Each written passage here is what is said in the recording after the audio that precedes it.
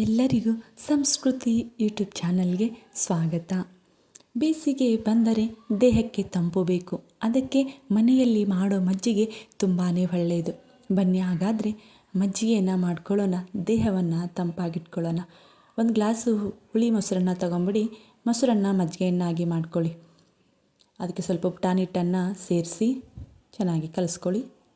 ಹಾಗೂ ಹಸಿಮೆಣಸಿನ್ಕಾಯಿ ಖಾರ, ಸ್ವಲ್ಪ ಹಸಿ ಖಾರನ ಹಾಕಿ ರುಚಿಗೆ ತಕ್ಕಷ್ಟು, ಸ್ವಲ್ಪ ಅರಿಶಿಣ ಪುಡಿ, ಸ್ವಲ್ಪ ಮಸಾಲೆ ಪುಡಿ ಹಾಗೂ ರುಚಿಗೆ ತಕ್ಕಷ್ಟು ಉಪ್ಪನ್ನು ಸೇರಿಸಿ ಚೆನ್ನಾಗಿ ಮಿಕ್ಸ್ ಮಾಡ್ಕೊಳ್ಳಿ.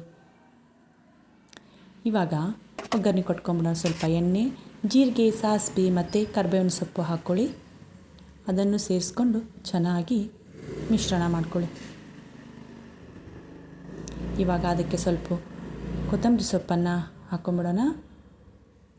ಇಷ್ಟೇ, ತುಂಬಾ ಸಿಂಪಲ್ಲಾಗಿ ಮಾಡ್ಬೋದು. ಬೇಸಿಗೆಯಲ್ಲಿ ದೇಹಕ್ಕೆ ತಂಪು ಕೊಡುತ್ತದೆ. ಜೀರ್ಣಕ್ರಿಯೆಗಂತೂ ತುಂಬಾ ಒಳ್ಳೆಯದು.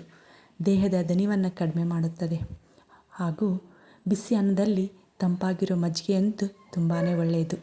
ಇನ್ನು ಯಾರೆಲ್ಲ ನಮ್ಮ ಸಂಸ್ಕೃತಿ ಯೂಟ್ಯೂಬ್ ಚಾನಲನ್ನು ಸಬ್ಸ್ಕ್ರೈಬ್ ಮಾಡ್ಕೊಂಡಿಲ್ವೋ ದಯವಿಟ್ಟು ಸಬ್ಸ್ಕ್ರೈಬ್ ಮಾಡ್ಕೊಂಬಿಡಿ. ಮುಂದಿನ ವಿಡಿಯೋದಲ್ಲಿ ಮತ್ತೆ ಸಿಗೋಣ. ಎಲ್ಲರಿಗೂ ಧನ್ಯವಾದಗಳು ರೀ.